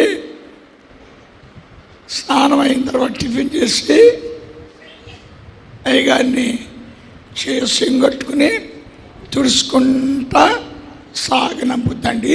అది పెళ్ళం. మీకు ఉన్నారు పెళ్ళాలు, ఎలా ఉన్నారు చూడండి వాళ్ళని. అది పెళ్ళం. మళ్ళీ ఏం చేస్తాడంటే సాయంత్రం మరి కూటికి భక్షి అవ్వాలి కాబట్టి వస్తాడు, వేడి వేడి టిఫిన్ అక్కడ పెడుతుంది, ఏదో చిన్నదో పెద్దది చేస్తుంది. కొంచెం గుమ్మం కాడ అలా ఆయన వచ్చి అలికిడి తెలిసింది. మీ ఆయన గారు అడుగు చెప్పడం మీకు తెలుసా? మీకు ఎవరికీ తెలియదు, మీకు ఎవ్వరికీ తెలియదు. మా పెద్దింట్లో ఆడవాళ్ళు కూర్చుని కవులు చెప్పుకునేవారండి. మా పెదనాన్నగారు వస్తూ ఉండేవారండి. తగ్గీమని ఎవరొకరు అనేవారండి, ఆయన చేస్తున్నారు ఎగిరెళ్ళిపోయారు. ఏంటి కథమయ్యని ఆపేద్దామా? మీరు చెప్పండి, కథమయ్యని ఆపుతామా? వస్తే మనకెందుకు, పోతే మనకెందుకు? గాడిది వస్తాడా, స్నానం చేస్తాడా, తింటాడా? అంచేత నేను భార్యనే, నేను భర్తనే. ఇదిగో ఇక్కడ చెప్తున్నాడు, భక్తుడు ఏం చేస్తాడంటండి, నిజముగా దేవుణ్ణి ప్రేమిస్తే తెల్లవారక ముందే లేచి చక్కగా మొహం కడుక్కుని చక్కగా స్నానం చేసి చక్కగా దేవుడికో దండం పెట్టుకుని పాటలు పాడుకుంటూ పని చేసుకుంటూ మరి భర్త గారిని డ్యూటీకి పంపిస్తారు. ఆవిడ కూడా వెళ్ళొచ్చు, మనకు తెలియదు. సరే, భార్య ఇలా చేస్తుంది కదా, అది గాడిదగాడు తాగేసి వస్తాడా? గాడిదగాడు ఊపుకుండా వస్తాడా? ఎదవా ఆడే మీదమండే, ఆడెలా పుట్టాడండే? ఆడ మొగుడా ఆడేం చేస్తాడండి? వస్తా మల్లెపూలు ఇంచేదంటే, మా తాతయ్య గారు పోయినప్పుడు మా అమ్మమ్మ అలాగే ఏడిసింది. అర్ధరాత్రిగడ మిఠాయిపట్నం పట్టుకొచ్చేవాడు నారాయణ, అర్ధరాత్రిగడ మల్లెపూలు పట్టుకొచ్చేవాడు నారాయణ. చచ్చిపోయిన తర్వాత ఏడిసింది. అప్పటిదాకా నాకు తెలదండి. మా తాతయ్య గారు మల్లెపూలు పట్టుకొస్తున్నారు, మా తాతయ్య గారు మిఠాయి పట్టాలు పట్టుకొస్తున్నారు. మిఠాయి పట్టాలు పట్టుకొస్తే మాకే ఇవ్వాలి కదా, ఆవిడకి ఇవ్వటండి, ఆవిడకి ఇచ్చేవాడంట. ఆవిడ అలా ఇచ్చింది. భర్త గారు భార్య కష్టార్జిత కోసము ఏం చేస్తాడంట? నిరంతరం శ్రమించి నా భార్య ఉత్తమురాలు. ఎవరికైనా సందేశం చెప్పినప్పుడు ఓ మాట చెప్తాంట, నా భార్య లేకపోతే నా జీవితం లేదు.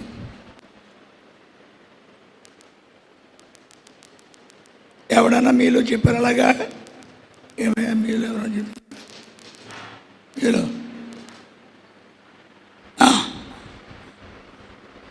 నా భార్య లేకపోతే నా జీవితం లేదు. అందుకు భక్తుడు దేవుని ప్రేమించినప్పుడు తెల్లవారక ముందే స్తుతి ప్రార్థన ప్రారంభిస్తాడు. తప్పడు కొట్టండి. ఎప్పుడైతే నువ్వు స్తుతి ప్రార్థన ప్రారంభించావో, నీవు దేవుని స్తుతిస్తున్నావో, నువ్వు దేవుని ఆరాధిస్తున్నావో, నీవు దేవుని కనపరుస్తున్నావో, నీవు దేవుని మనసారా ప్రేమిస్తున్నావో, మొగుడేమంటాడండి? నా భార్య ఉత్తమరాలు. భగవంతుడు నిన్నేమంటాడు? 65 అధ్యాయము 19వ వచనం.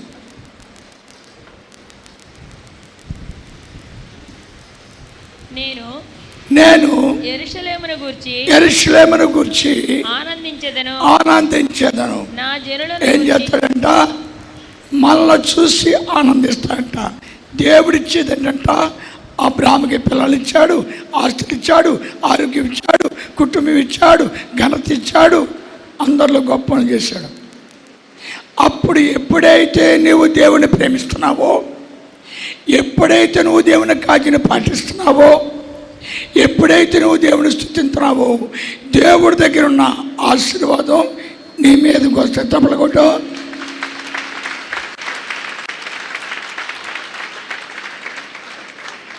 అంచేత నువ్వు గొప్పవాడైపోతావు, నువ్వు శక్తిమంతుడైపోతావు, నువ్వు బలవంతుడైపోతావు. అందుకే ఆదికాండం 26వ అధ్యాయం 26వ వచనం అంటారు, వాళ్ళు రాజులు వచ్చి అంటారు, అయ్యా అయ్యా ఇస్సాకయ్యా, అయ్యా ఇస్సాకయ్యా, నిన్ను మేము పాడు చేసామో, నిన్ను అవమానపరిచామో, నిన్ను తోసేసామో, కానీ దేవుడు నీతో ఉన్నాడు. ఎందుకు తెలుసా? నువ్వు నీతిమంతుడు కాబట్టి. ఎందుకు తెలుసా? నువ్వు యథార్థపరుడు కాబట్టి. ఎందుకు తెలుసా? నువ్వు భయభక్తులు కలిగి ఉన్నావు కాబట్టి. ఎందుకు తెలుసా? దేవుడు నిన్ను ప్రేమిస్తున్నాడు కాబట్టి. బిడ్డలారా, మేము దేవుడిని నమ్ముకున్నామా? పెళ్లి చేసుకున్నామా? మొగుడు కూడెట్టం. బైబిల్లో మొగుడుకు ఏమి చెయ్యాలో వివరంగా రాశాడు, మీరు చూసుకోండి. వివరంగా భర్తను ఎలాగ శుశ్రూష చేయాలో వివరంగా రాశాడు. భార్య గనక భర్తను శుశ్రూష చేయనప్పుడు శపించబడుతుంది అని రాశాడు. అంచేత భక్తుడైన తర్వాత నేను బాప్టిజం తీసుకున్నానండి, నేనండి సంఘానికి వెళ్తున్నానండి అని సుల్లికవులు చెప్పి నీవు కనుక పరిశుద్ధురాలుగా మారి, పరిశుద్ధుడిగా మారి, నీతిమంతుడిగా మారి నువ్వు స్తుతి చేయని పక్షములో శపించబడతావు. నువ్వు స్తుతి చేస్తే ఏం చేస్తాడంట? ప్రేమించి దీవించడం ప్రారంభిస్తాంట, నీ యందు ఆనందిస్తాంట. ఆయన దగ్గర ఏముందండి? ఆశీర్వాదము. హల్లెలూయా, ఆశీర్వాదము. హల్లెలూయా. మనం అప్పుడప్పుడు సతీష్ కుమార్ గారి గురించి వింటూ ఉంటాం. నిన్నగాక మనం కొంతమంది పాస్టర్లు పేచి పెట్టారు. సతీష్ కుమార్ గారు ఉన్నాకాడ ఎక్కడ చూసినా 5 లక్షల మంది 6 లక్షల మంది జనం వెళ్ళిపోతున్నారు. ఆయనకి విస్తారమైన ధనం వచ్చేస్తుంది. ఈ పాస్టర్లు అంటారు, నువ్వు అలా చేయకూడదు, నువ్వు అలా చేయకూడదు. సతీష్ కుమార్ గారు చాలా తెలియగలడండి. ఏమంటాడు తెలుసండి? ఊ అండు ఆ అండు అంటే అంటే ప్రేమించాడు దేవుడు, అబ్రాహామును దీవించాడు. నన్ను ప్రేమించాడు దేవుడు, నన్ను దీవిస్తాడు. మీరు కూడా దమ్ముంటే మీరు కూడా ప్రార్థన చేయండి. మీకు కూడా దమ్ముంటే మీకు కూడా దేవుడు దండం ఇస్తాడు. ఏంట్రా వాగుతున్నారు అని కూడా అనడం, సైలెన్స్ ఊరుకుంటాడు. అంతే. వాగుతారు వాగుతారు. యూట్యూబ్ ఒకటి ఉంటుంది కదండి, అది పెట్టుకుని వాగుతారు వాగుతారు. ఆడోళ్ళు మగోళ్ళు ఒక్క సమాధానం కూడా ఇవ్వడం, ఒక్క సమాధానం కూడా ఇవ్వడం. ఆయన దగ్గరికి లక్షలాది మంది వెళ్ళిపోతారు. అని చేత నా పేర దేవుడు మనల్ని ఎప్పుడైతే అబ్రహాముని ప్రేమించాడో దీవించడం ప్రారంభించాడు. అబ్రహాం ఏం చేయడం ప్రారంభించాడంటే దేవుని స్తుతించడం ప్రారంభించాడు. నువ్వు కాండ్రు కాండ్రు మంట ఉంటావు సింహపిల్లలాగా. నీకు ఆశీర్వాదం ఏంటయ్యా? అబ్రహాం గారు ధనవంతుడయ్యాడు. ధనము కాదు నాకు కావలసింది భగవంతుడు. లోతు గారు మోసం చేశాడు. ఎవరి కర్మకు వాళ్ళే కర్తలు, నీతిమంతులను దేవుడు దీవిస్తాడని చెప్పాడు.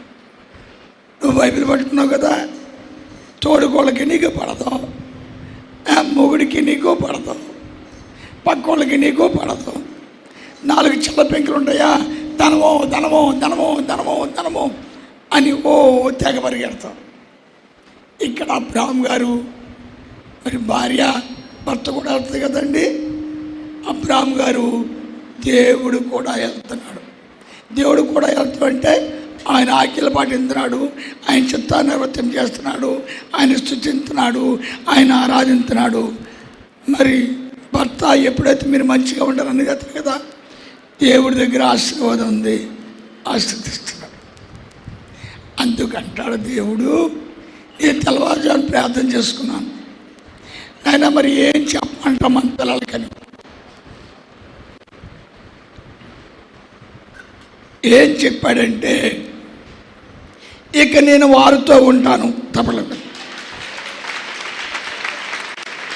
వారి గృహాల్లో ఉంటాను, వారి పిల్లలతో ఉంటాను, నిత్యము నేను వాళ్ళని దీవిస్తూ ఉంటాను.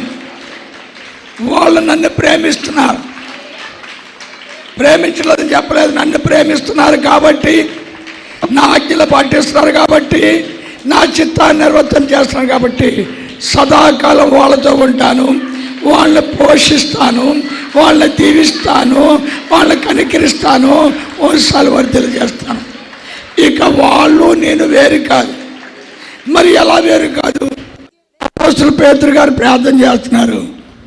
ఆత్మ దేవుడు ఏం చేశాడండి?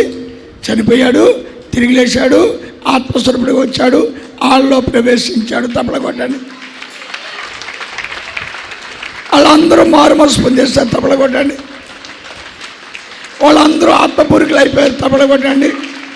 వాళ్ళందరూ నీతిమంతులుగా మారిపోయారు. తప్పల కొట్టండి. వాళ్ళందరూ యథార్థపరులుగా మారిపోయారు. ఆమేన్. ఇప్పుడు నీ యొక్క దేవుడు ఎక్కడికి వచ్చాడు? నీలోకి వచ్చాడు. ఇక నేను పాపం చేయనివ్వకుండా, ఇక నేను పాపం చూడనివ్వకుండా, నువ్వు పాపం వినకుండా ఇప్పుడే నా ఆత్మ మీలో ప్రవేశించగాక, మీరు నేను కలిసి అన్యోన్య సమాసం కలుగుందు కాక. మీరు వేరు, నేను వేరు కాదు. నిరంతరం మీలో ఉంటాను, నిరంతరం మిమ్మల్ని నడిపిస్తాను, నిరంతరం మిమ్మల్ని దీవిస్తాను, నిరంతరం మిమ్మల్ని ఆశ్రయిస్తాను, నిరంతరం నా కృపతో నింపుతాను. ఇక మిమ్మల్ని విడిచిపెట్టను. మీరు వేరు కాదు. ఇదిగో నేను వివాహం చేసుకున్నాను, ఇదిగో నేను వివాహం చేసుకున్నాను, నేను మీతోనే ఉంటాను. నువ్వు నాకు భార్యగా ఉంటావు, నువ్వు నా ప్రియురాలుగా ఉంటావు, నువ్వు నా ప్రియురాలుగా ఉంటావు. సమస్తంలో కనపరుస్తాను. సమస్తలో దీవిస్తాను, భయపడకు. ఇక మీరు ఒంటరి వారు కాదు, ఇక మీరు నా వారై ఉన్నారు. ఇదిగో మీరు నా వారై ఉన్నారు, మీలోనే ఉంటాను, మిమ్మల్ని నడిపిస్తాను, మిమ్మల్ని నీతిమంతులుగా తీర్చిస్తాను, మిమ్మల్ని ఆశిస్తాను. కలకాలం నా కృప ఆశీర్వాదాలతో భూమి మీద కనపరిచి ఆశీర్వదించునుగాక. ఆమేన్. దేవుడి స్తోత్రాలండి. దేవుడు చెప్పింది ఏంటంటే, ఇక నా పిల్లలతో నేను ఉంటాను. ముందు ఉంటానని చెప్పలేదు, లోపల ఉంటాను. ఇప్పుడు యేసయ్య అక్కడికి వచ్చాడు, మీలోకి వచ్చాడు. దేన్ని పెళ్లి చేసుకున్నాడు? మీ ఆత్మను పెళ్లి చేసుకున్నాడు. ఇక మీ ఆత్మ పాపలు పడకుండా, పాపం చూడకుండా, పాపం వినకుండా నిత్యస్థితి మహిమ ప్రభావాలతో ఇద్దరూ కలిసి అంచేత దేవుడు చెప్పమన్నాడు, నేను వాళ్ళలో ఉంటానని చెప్పమన్నాడు. ఇక నుంచి యేసయ్య మీలో ఉండి మన పిల్లల్ని ఎలా నడిపించాలో అలా నడిపిస్తానని చెప్పి. రెండోదిగా మరి రెండో రాకడ ప్రారంభమైంది కాబట్టి దేవుడు వాగ్దాన ప్రకారం కార్యక్రమాలు ప్రారంభమవుతున్నాయి. ప్రపంచంలో భయంకర విపత్తులు ప్రారంభమైనవి. ఒక ఆశ్చర్య విషయం ఏంటంటే, వేలమ్మ గారి చరిత్రలో ఒళ్ళంతా బొబ్బలు వచ్చేది.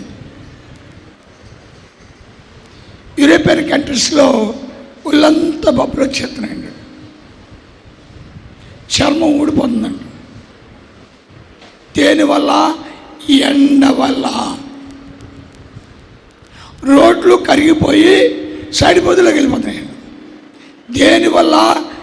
ఎండ వల్ల. అంచేత ప్రపంచం అంతా గొప్ప విపత్తులతో కొట్టబడుతుంటండి.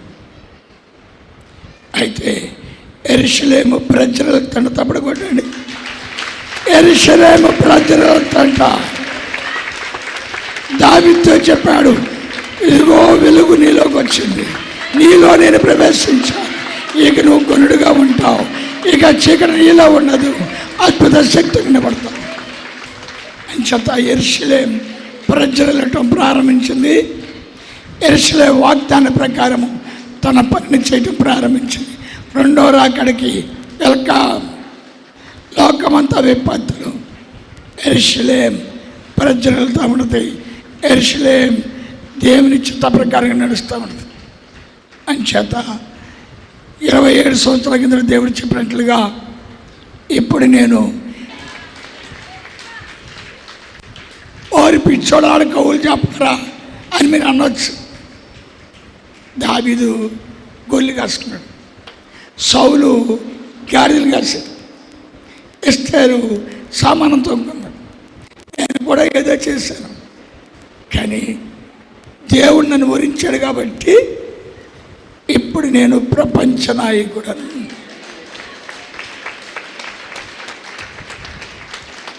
నా పనిని ప్రారంభిస్తున్నాను. మనం అందరం చూద్దాం ఎలా చేస్తాడా దేవుడు, ఎలా నడిపిస్తాడు. మోషేని ఎవరు నడిపించాడు?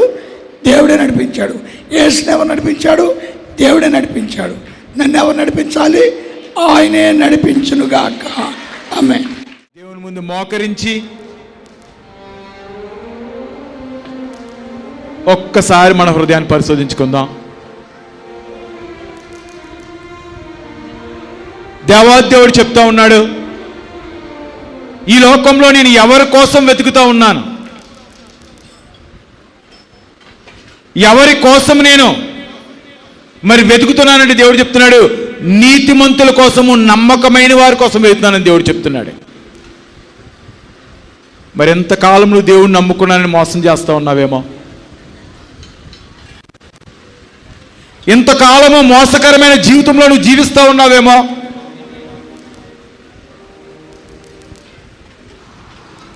దేవుణ్ణి నమ్ముకున్నానని నిన్ను నువ్వు మోసపరుచుకుంటూ ఉన్నావేమో, ఒకసారి జ్ఞాపకం చేసుకో. ఎందుకంటే దేవుడు చెప్తున్నాడు, నన్ను నమ్మినవాడు నా మాటలు నమ్ముతాడు, నన్ను నమ్మినవాడు నన్ను ప్రేమిస్తాడు, నన్ను నమ్మినవాడు నా ఆజ్ఞలను గౌరవిస్తాడు, నన్ను నమ్మినవాడు నా మార్గంలో ప్రయాణం చేస్తాడని దేవుడు చెప్తున్నాడు. మరింతకాలం దేవుణ్ణి నమ్ముకున్నానని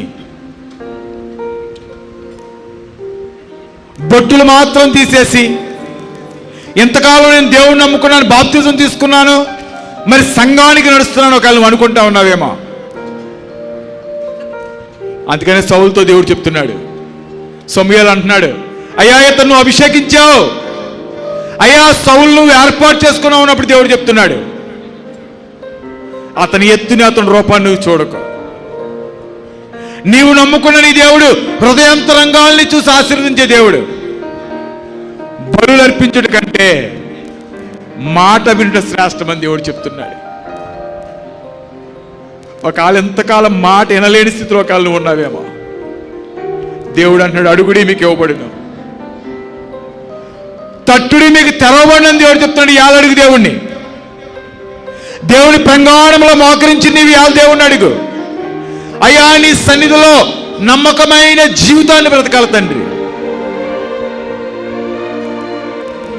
యోబులాగా నీ కష్టమైన, బాధ అయినా, ఇబ్బంది అయినా నిన్ను స్తుతించే మనస్సు నాకు కావాలి తండ్రి. దావీదు అడుగుతా ఉన్నాడు, అయ్యా స్థిరమైన మనస్సు నాకు దయచేతండి. ఒకసారి నీ మనస్సును పరికించుకో, ఒకసారి నీ మనసు ఎటు వెళ్ళిపోతుందో ఒకసారి చూసుకో. ధనం వెనకాల వెళ్ళిపోతుందా? స్త్రీల వెనకాల వెళ్ళిపోతుందా?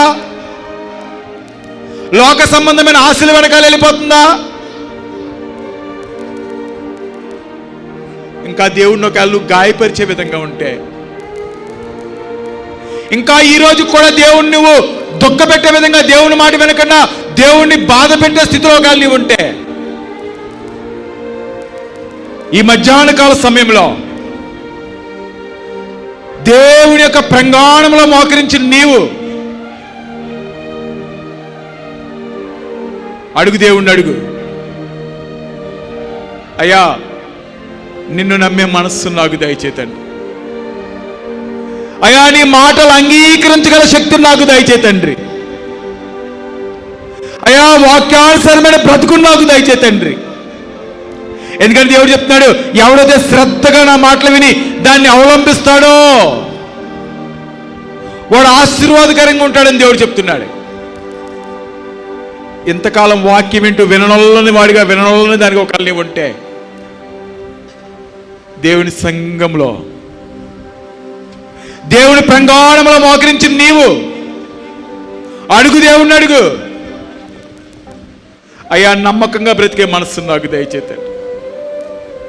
నీ మాట వినే బుద్ధిని నాకు దయచేతండ్రి. ఎంతకాలము బుద్ధి లేని విధంగా నేను బ్రతికానయ్యా, ఎంతకాలం నీ మాటలనైనా పెడచెవిని పెడతా ఉన్నాను తండ్రి. ఎక్కడైనా నీ మాటకు లోబడే ఆత్మ నాకు దయచేతండి.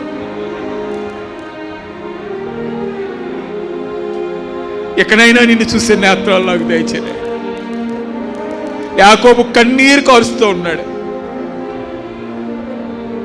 ధనం కోసం పోకలాడాడు, లోకం కోసం పోకలాడాడు. ఎంతో ప్రయాసపడే యాకోబు కన్నీరు కారుస్తూ ఉన్నాడు దేవుడి సన్నిధిలో.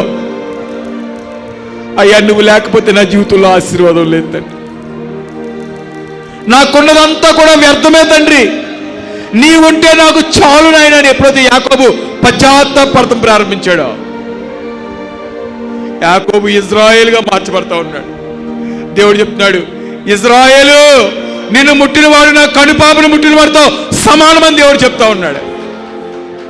అడిగి ఇవాళ దేవుడిని అడుగు, అయ్యా నాలో ఉన్న యాకోబు జీవితాన్ని తీసివేతాడు, ఇజ్రాయేలుగా నన్ను మార్చున్నాయి. అయ్యా స్థిరమైన మనస్సు నాకు దయచేతండ్రి.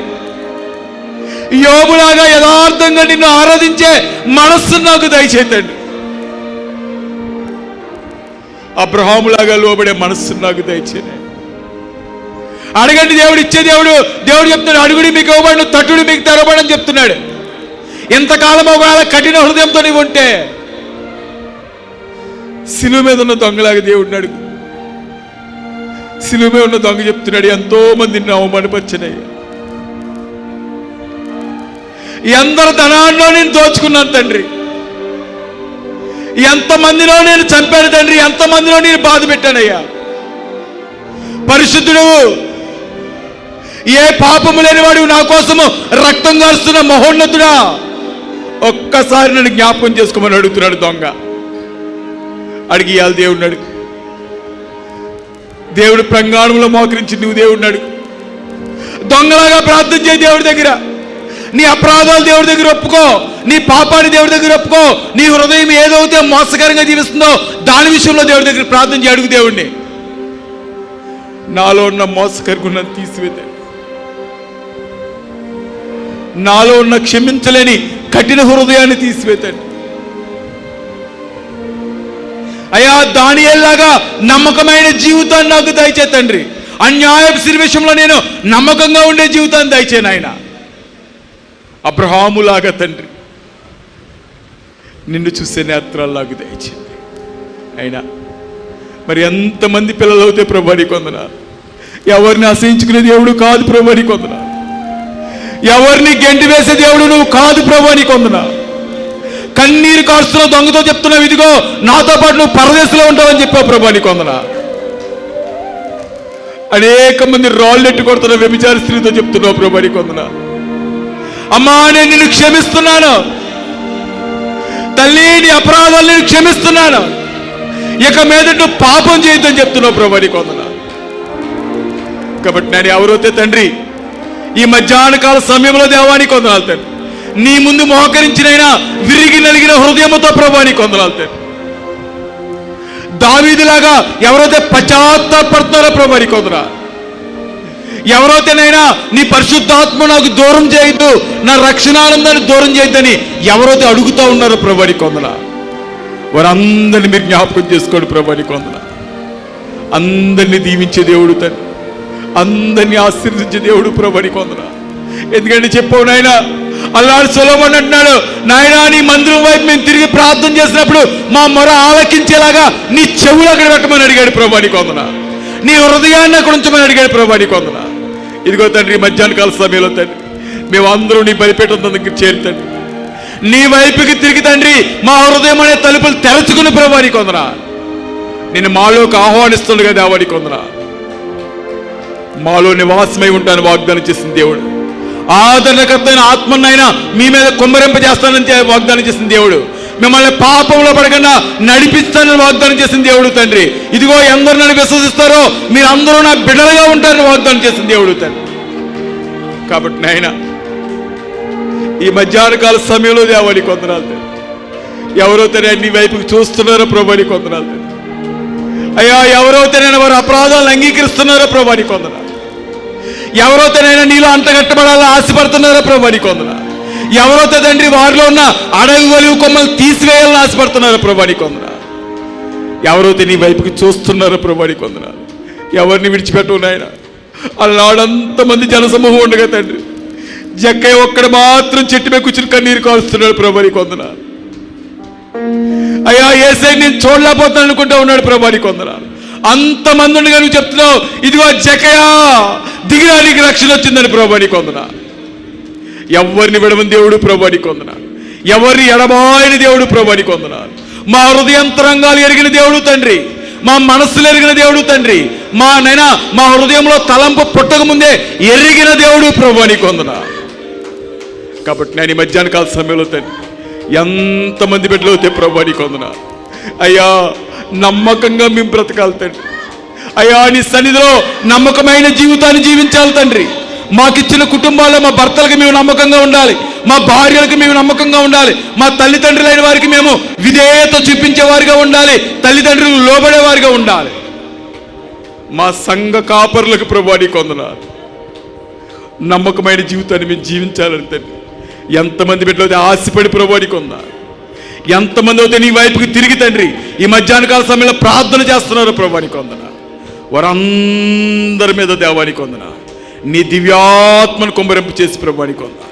నేటి నుంచినైనా నూతన ఆత్మను తండ్రి, నూతన మనస్సునైనా, నూతన జీవితాన్ని, నీకు ఆశీర్వాదకరమైన జీవితాన్ని, నీ ప్రియపేదగా బ్రతికే ఆశీర్వాదకరమైన మహిమను తండ్రి వారందరి మీద కుమ్మరింపు చేసి వారిని, వారి కుటుంబాల్ని, వారికి ఇచ్చిన పరివారాన్ని అంతటినీ మీరు ఆశీర్వదించి దీవించి పంపించమని యేసు ఉన్నతమైన నామమున అడిగి వేడుకొంచున్నాను పరమ తండ్రి. ఆమేన్. ఆమేన్.